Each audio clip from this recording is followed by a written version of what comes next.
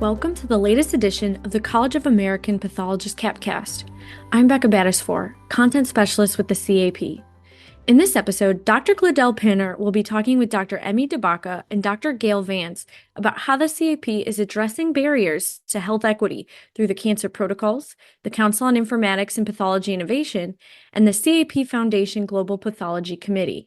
World Cancer Day is recognized around the world on February 4th to raise awareness of and encourage the prevention, detection, and treatment of cancer.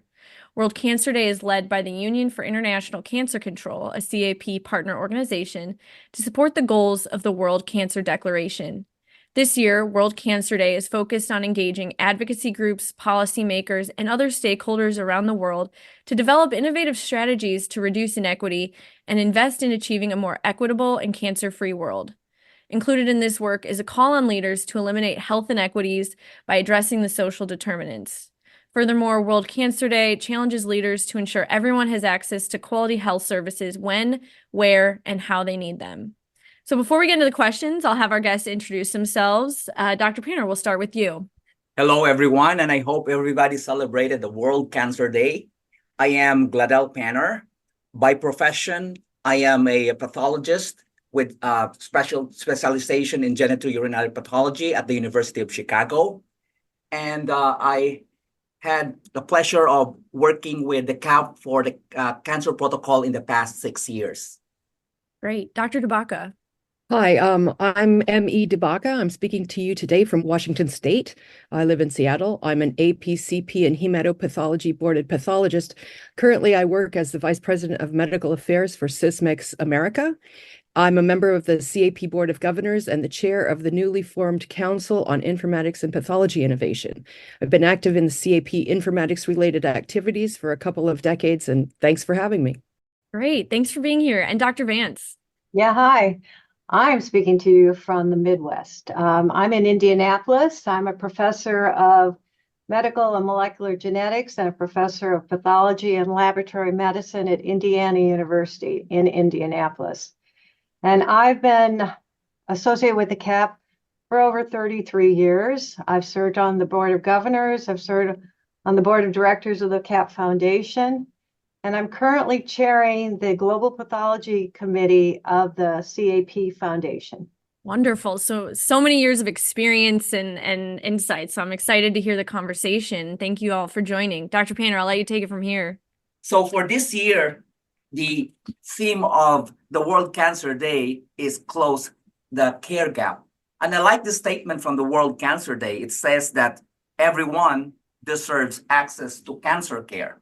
And as a pathologist, I would like to add to that everyone deserves optimal pathology service in cancer care. Having said that, I would like to ask Dr. Baca, tell us, how does CAP ensure that best practices are made available to pathologists, whether they practice in a large academic institutions or in small community practice? Well, thanks for that question. For years, the CAP has, through its Cancer Committee, published the CAP Cancer Protocols. And these are documents that delineate the data elements needed for a particular organ system and a specimen type in order to ensure that all the information needed for further management of a patient is present in a standard way.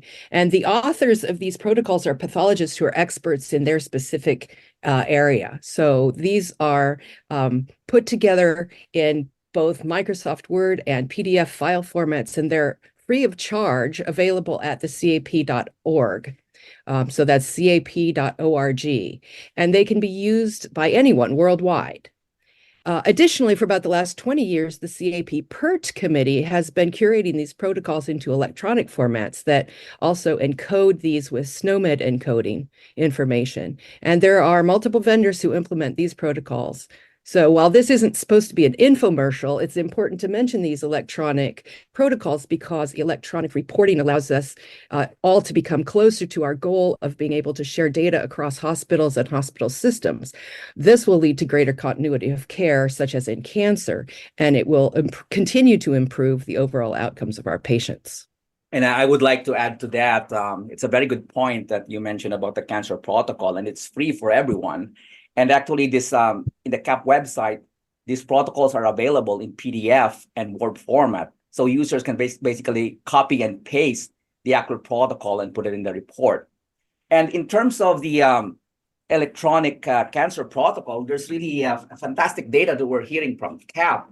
The last time I heard is at this point, there are more than 8,000 pathologist users now in the United States and Canada, and roughly that's more than, so we can say that's more than 50% potentially are using this electronic cancer protocols.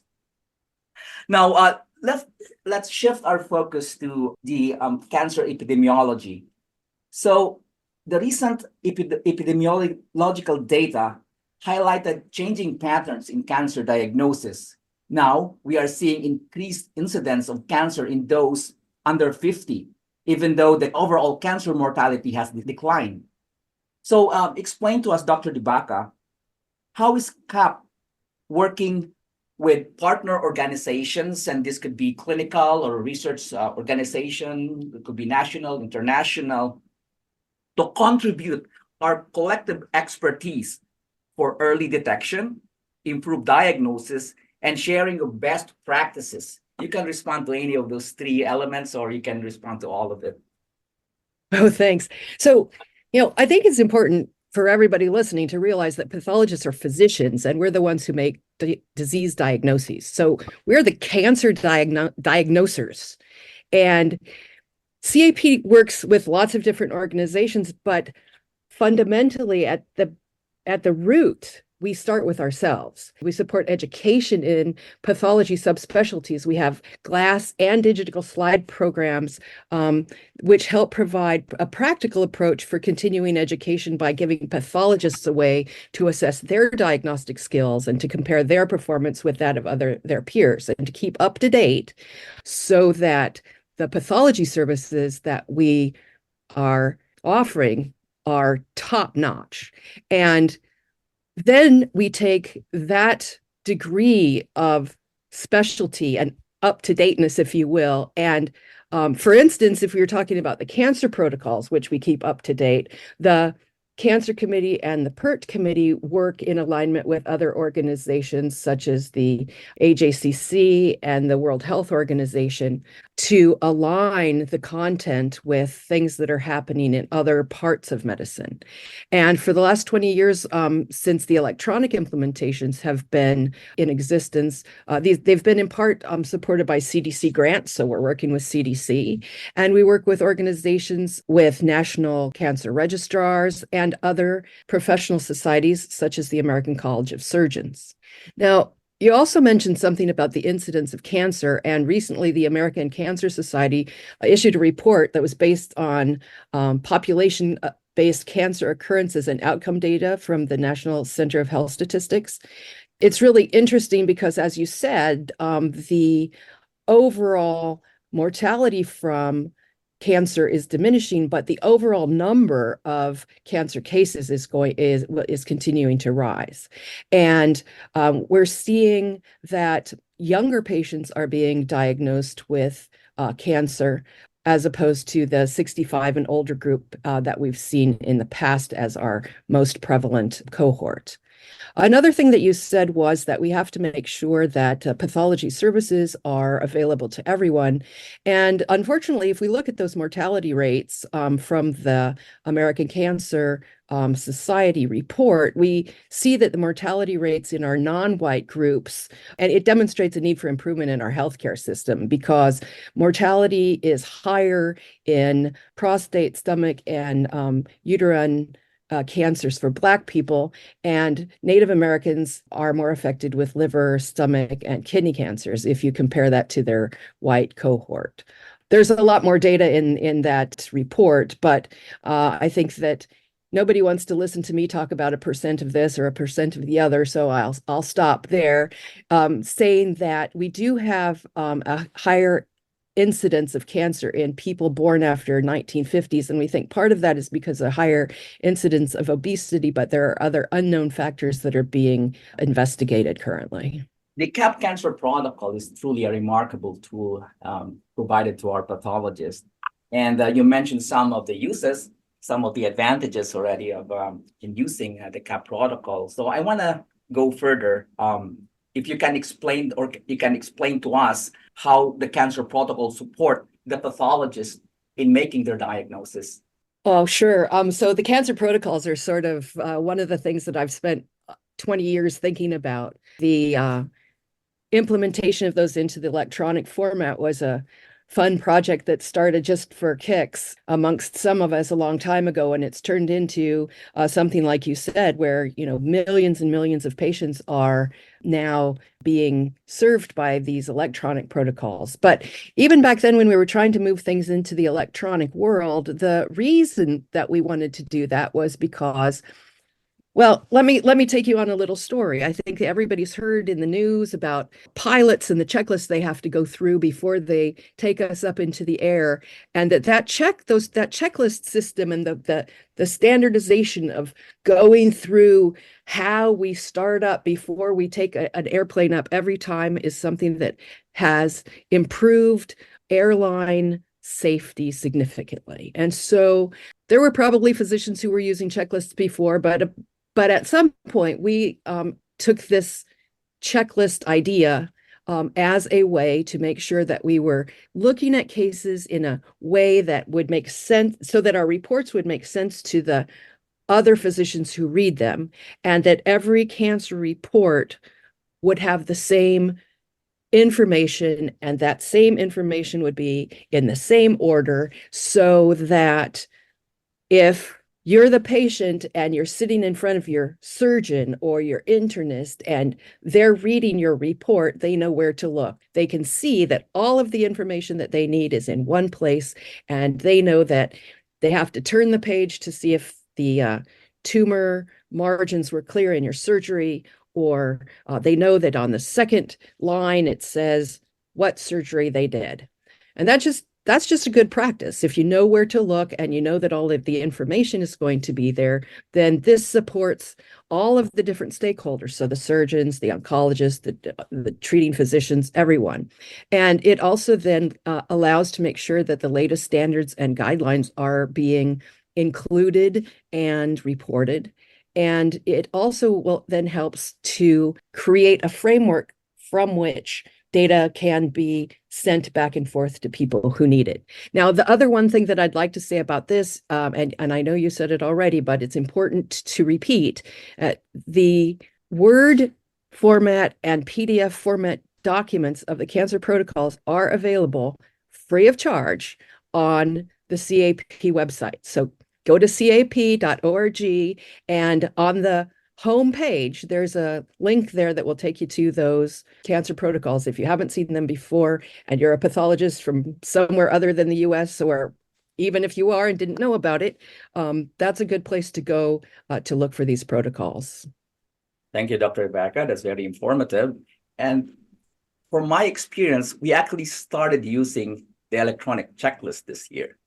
And it really made a big difference in my practice. And before, as you know, I have this several lines in my narrative diagnosis on the top, but now I just have very abbreviated summary at the top. Like I would say adenocarcinoma of the prostate, see synoptic report, and everything is there. And now, as you know, it's easier because we don't have to write.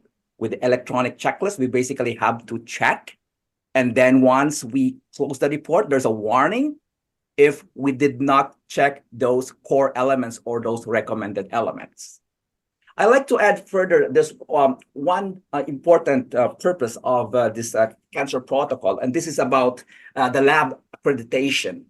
Can you explain on this, Dr. Baca? Oh, sure. That'd be fun. So the features that you were mentioning are really important, and creating data that's captured the same way by every pathologist to allow for downstream data use is really important. And supporting the way that this works is important in quality initiatives. So the amount of quality that is added in by using the protocols in a standardized way is so important. It is so critical for quality and for patient care that the implementation of these cancer protocols is now a requirement for CAP lab accreditation.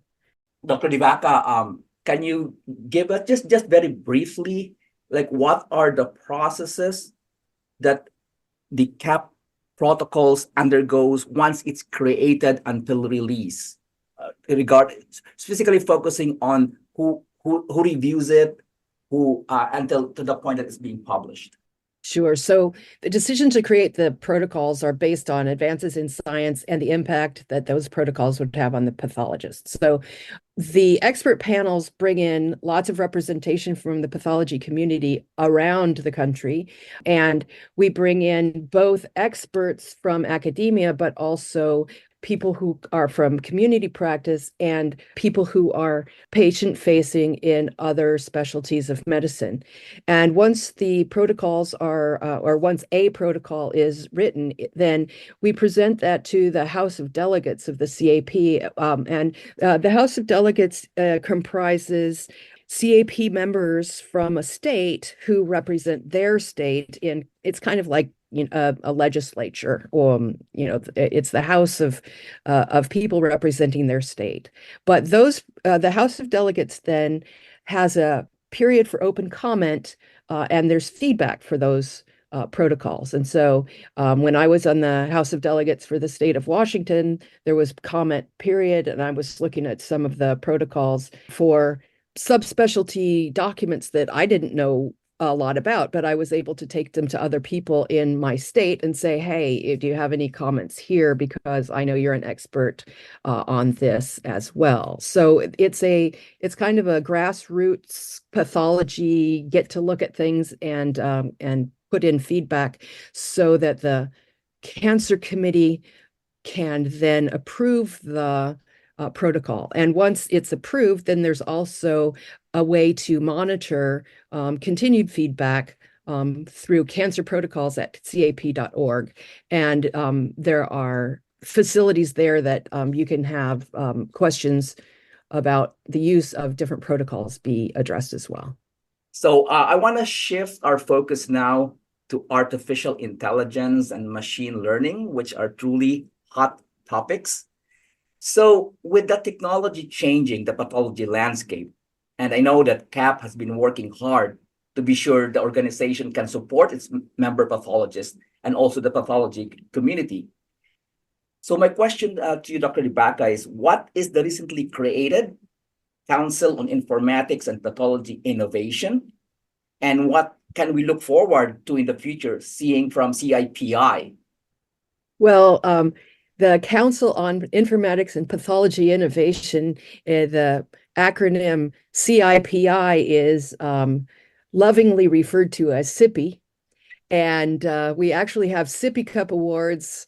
You can giggle at that. You already know what the logo for our awards looks like.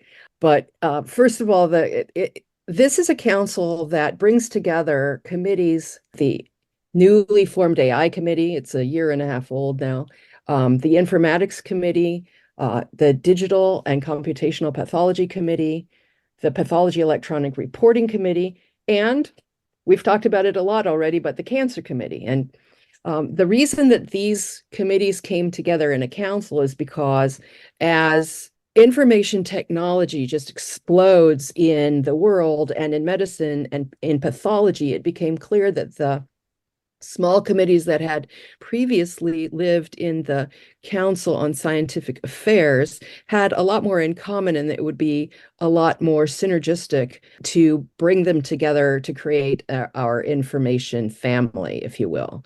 And so the charge for SIPI is to bring to the Board of Governors the vision for the information technology needs and projects or programs for the CAP, and the board then can determine the directions in which they want to go.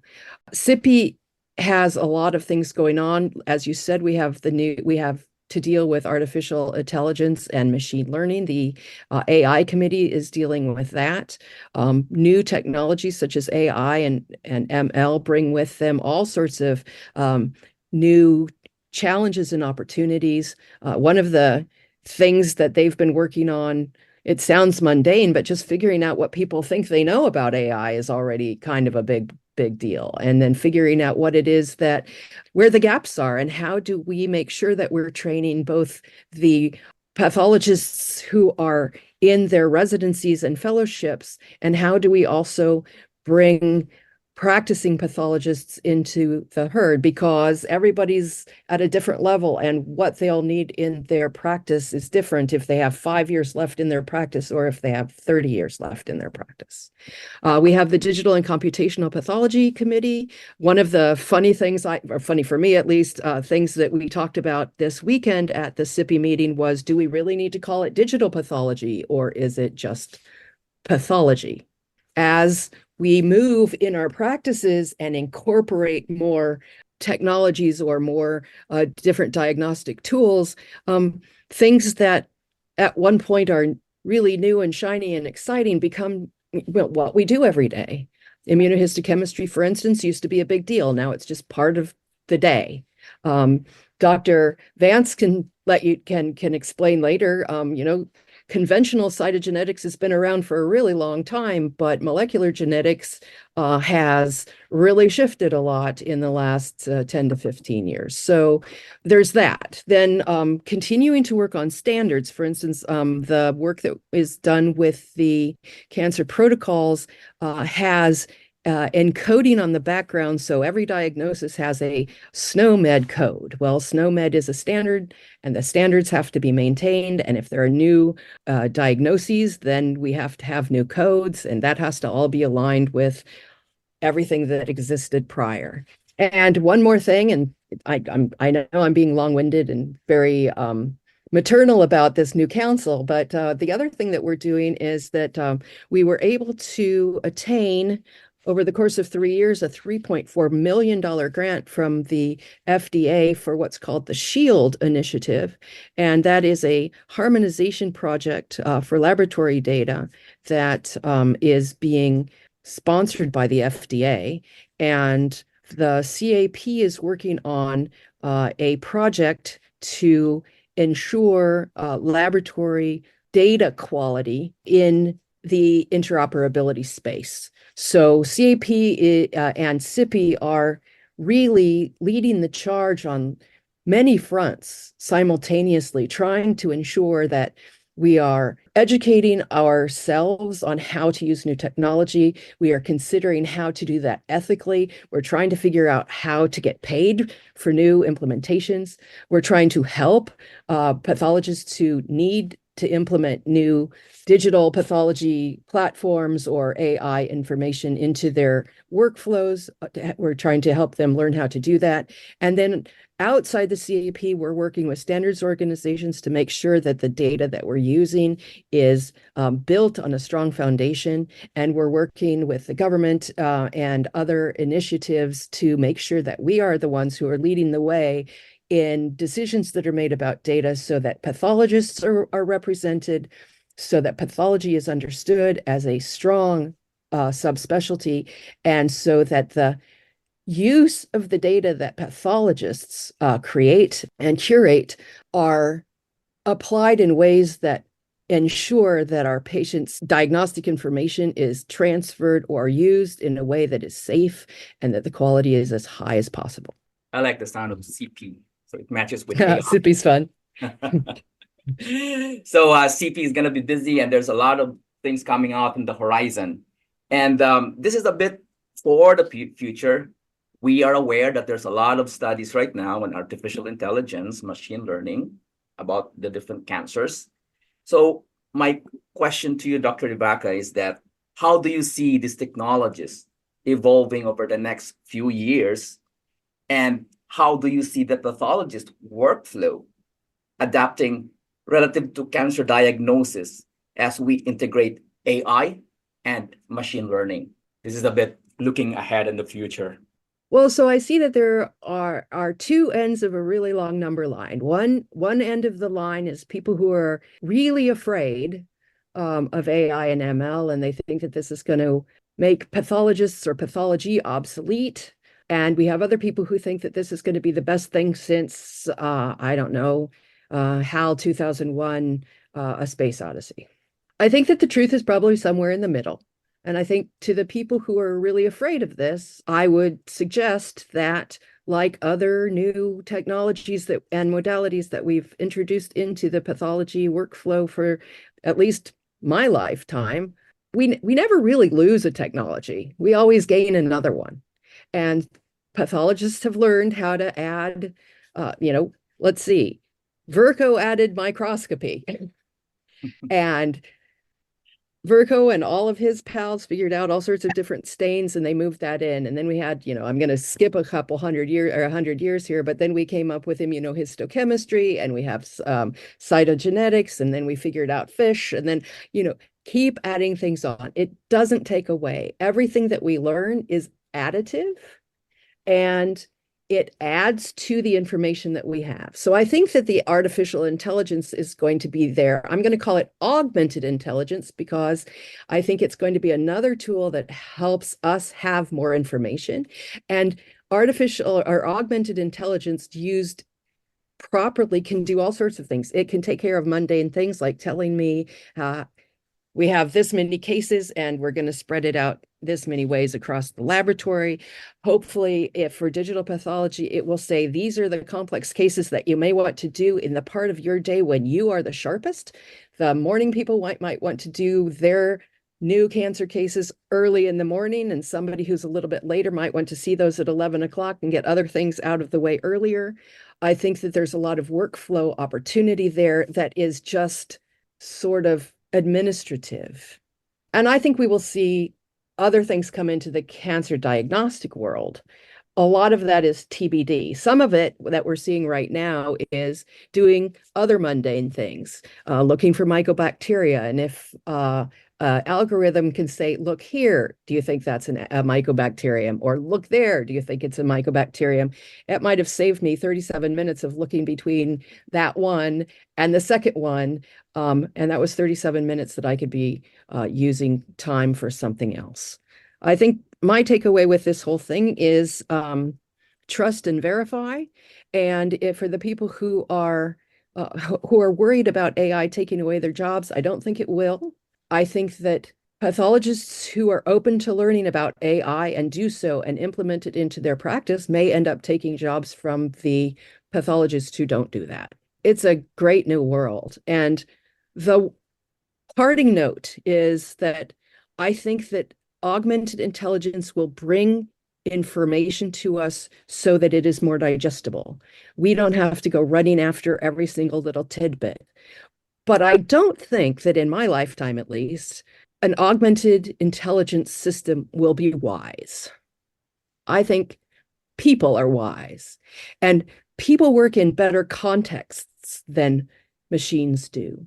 And anyone who's ever seen a patient or worked with another physician colleague knows that there's stuff that's written down one way, but if you talk to them, it's like, yeah, this just doesn't really feel right, or it just doesn't smell right. And you start looking at things together and you start putting together kind of the art of medicine. So I think that the combination of the data with the experience that people bring to a more organized, structured set of knowledge elements will make pathologists better, that we will increase our patient care to capacity, increase the quality, and hopefully it will highlight who we are and how important we are in the house of medicine.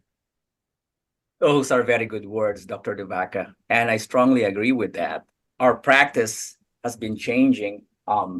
And I'm old enough. I've been practicing 15 years now, and I can see how the practice has evolved. We basically incorporated different technologies, and some of them work, some of them did not work. And I think our practice should be open to these innovations, cutting edge technologies that are in the horizon. And we don't know, it may pan out.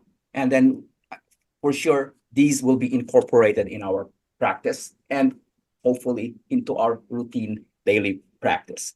Now, I'm going to switch over to Dr. Vance. Can I just make a comment? We're transitioning here. I've been listening to this augmentation of pathology, but I want to take you back to the 1970s when we were doing recombinant DNA. And there were committees, national and international committees that were concerned about recombinant DNA And it's very similar to what you're hearing about AI now. And then with digital pathology and genomic testing, I've been doing karyotyping. Well, the science of karyotyping has been around since the 70s. That's genomic medicine. A karyotype is your genome, right? We've been digitizing karyotypes since the 1980s. So a lot of this comes when there are new movements and new concerns around those. But if you look back historically, we've gone through this time and time again. And I would agree with Dr. Baca that we're going to find that this would augment our practice and improve our diagnosis versus any kind of diminishing or taking away. So we are excited to have you talk about the work of the CAP Global Pathology Committee. Can you tell us about it? Well, I'm excited to tell you about it too. The CAP Foundation Global Pathology Committee is now in about its 4th year. It's one of the committees of the CAP Foundation. And the CAP Foundation is the humanitarian arm of the CAP, giving back locally, nationally, and internationally. And the CAP GPC, Global Pathology Committee, was started based on a generous gift from Gerald Hansen, one of our pathology members and a former Board of Governor member. The CAP Foundation, GPC, has as its focus 3 buckets: education, training, and improving diagnostics, primarily in low and middle income countries. Some of our initiatives, you're going to ask me, so I'm just going to go ahead and tell you, we started with what's called the Global Pathology Education Award, and that was in 2020. That was the first effort that came out of this committee, and we gave 3 awards. And what that allowed international pathologists to do was apply for this award, to which they would receive access to the virtual CAP meeting of that year, and also were eligible to be an international fellow of the CAP for a year. So in 2020, we awarded 3. In 2021, we awarded 10 awards. 2022, 15. And last year, in conjunction with the 60th anniversary of the CAP Foundation, we awarded 60 from over 27 countries. And in 2024, we'll do it again, this time with about 40 awards. So that's education. So that's one of those buckets. The other is to expand training and diagnostics. And so we also started a Global Pathology Development Grant. We have 3 $10,000 grants that we award each year. We're in our 2nd year of awarding these, and some of the awards have been really phenomenal. So in Ghana, they're now looking at oral candidiasis and candidiasis that's resistant to regular treatment. And how can we improve the treatment of oral candidiasis?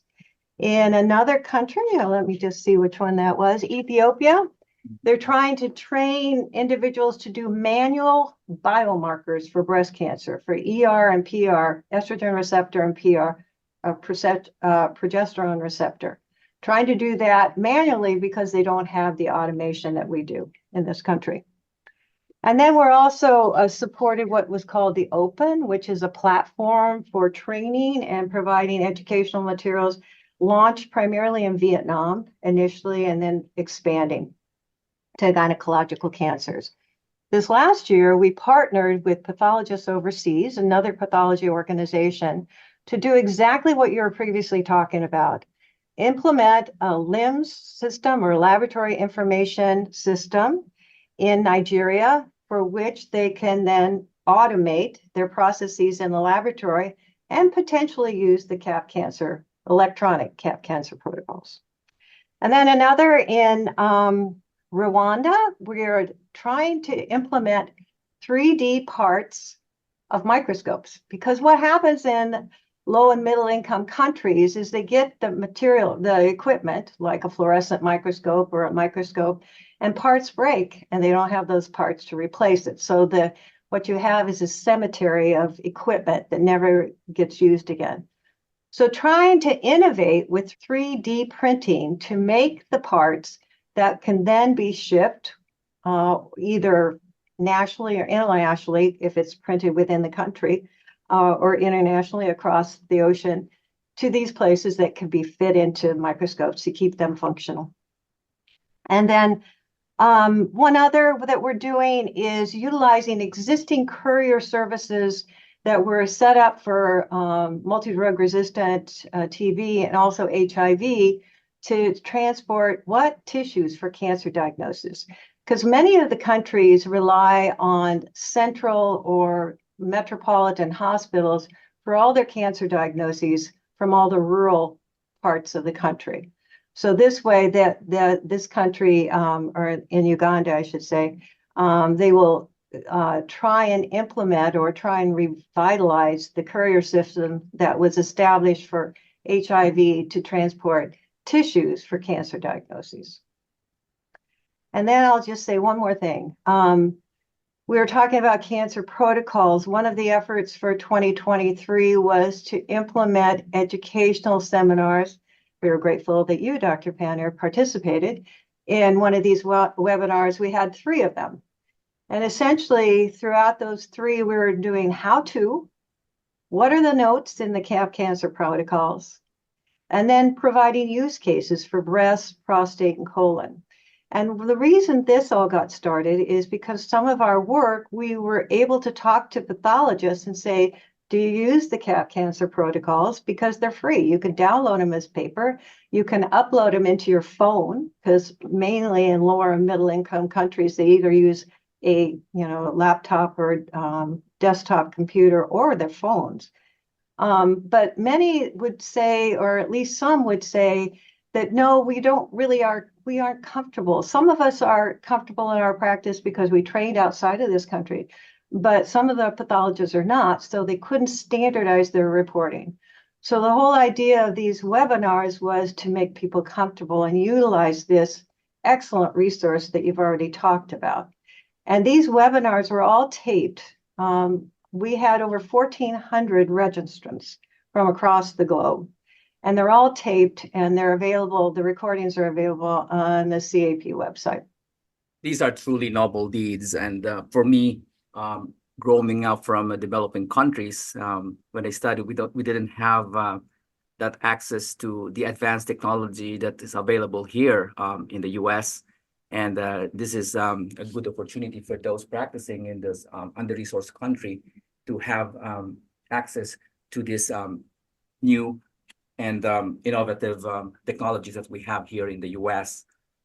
Yeah, I just wanted to do a shout out not only to yourself, sir, but also to the CAP Cancer Committee that was instrumental and gave of their time and expertise to facilitate these webinars. Couldn't have done it without them. And from what I heard, at least from the statistics that I know, I think it's really far-reaching. We have the global audience was tremendous for this webinar. So it's going to grow and grow for sure. My question, Dr. Vance, is, and this is from my curiosity, is what do you think are the major barriers that international laboratories are facing in terms of cancer reporting? Well, I think there is a huge need for pathologists. I mean, usually in many of these developing countries, you'll see one pathologist for 5 to 10 million people. It's extraordinary. So as we've already talked about, pathology is essential for a correct diagnosis. So one of the goals of our committee is to facilitate training and training on site, not necessarily to, bring someone to another country to train, but to provide training in place. So it's the number of pathologists, it's the training of pathologists, it's the infrastructure as well. As I was saying, many of the patients for many of these low and middle income countries are rural, and transportation is a problem, and getting paid to leave your job is a problem, and insurance isn't necessarily available as well. This is just for our audience. I know that some of our audience or many of our audience are interested in this application for this Global Pathology Fund, the Grant Education Award, how do they apply to that? Go to the CAP Foundation website and look up Global Pathology, and there'll be the awards, the Global Pathology Education Awards, the Global Pathology Development Grant, and then there's other material about global pathology. And also, much like what was said earlier, we're open to questions, comments, ideas, etc. Despite the advancement in cancer care, as you know, disparities still exist in mortality, morbidity, and survivorship of cancer conditions caused by racial, social, environmental, and economic disadvantages, among others. My question for you, Dr. Baca, is what are the initiatives taken by CAP to address these issues of disparities in cancer care? Well, I think that this is a really easy one for me to just lob the softball back over to Dr. Vance, because the CAP Foundation has for years supported what's called the See, Test, and Treat program.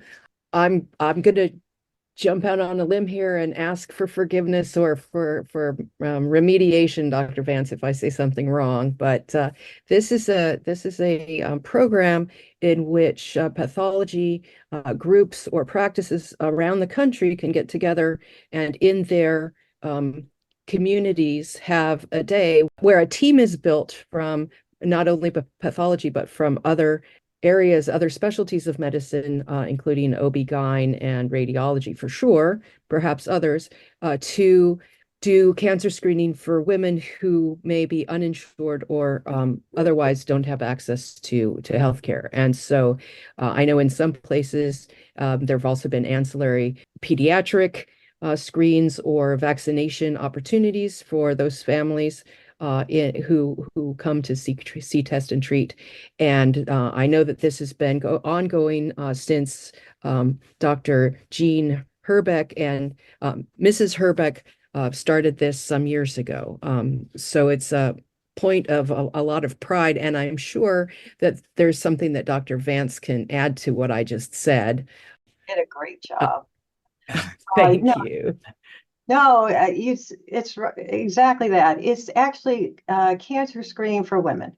So mammograms, and including 3D mammograms, and cervical screens, clinical breast exams, and HPV vaccinations, etc. So any kind of cancer screening for women, different see, test, and treat modules or different locations have different offerings, much like she already mentioned. Sometimes pediatrics, sometimes the dentists are there. There's different offerings, but the crux of it is to provide women with cancer screening who are either have no access to insurance or under insurance, and to give them the results in the same day. And then if they have abnormal results, to integrate them. This is the key here, to integrate them into the healthcare system. And just a plug for the Affordable Care Act, because now we have more access to general medicine and general care for individuals who do have abnormal screening. So my question for both of you is, as we celebrate World Cancer Day, what actions can pathologists take to help raise awareness of cancer by the public, and how can the CAP support them in doing so?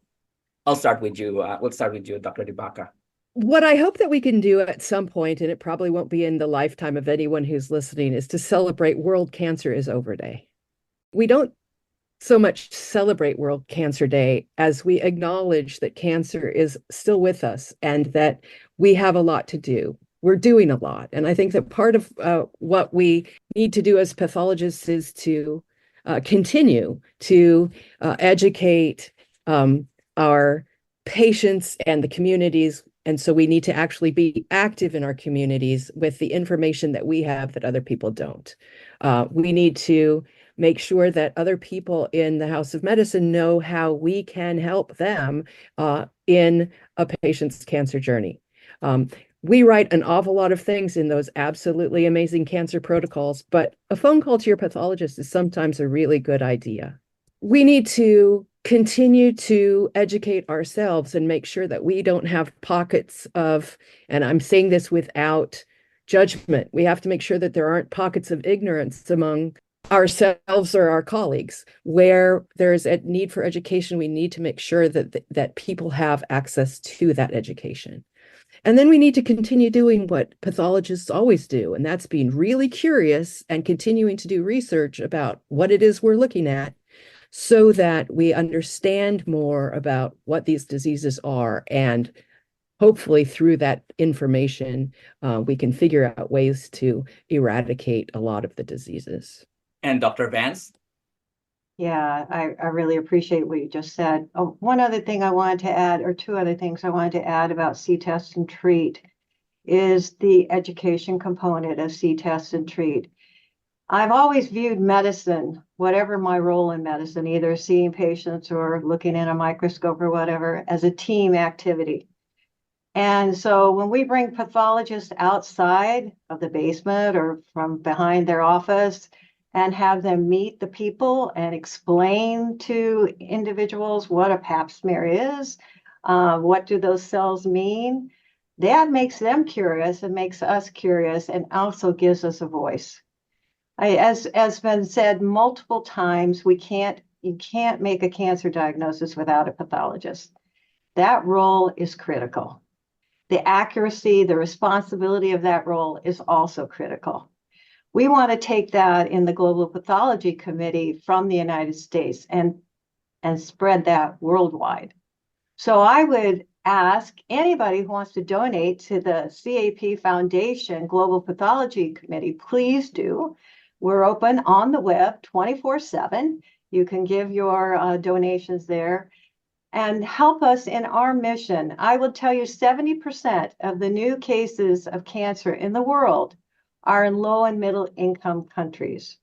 And for every new or for every common cancer type in LMICs, the cure rates are 50 to 70% lower than in high income countries.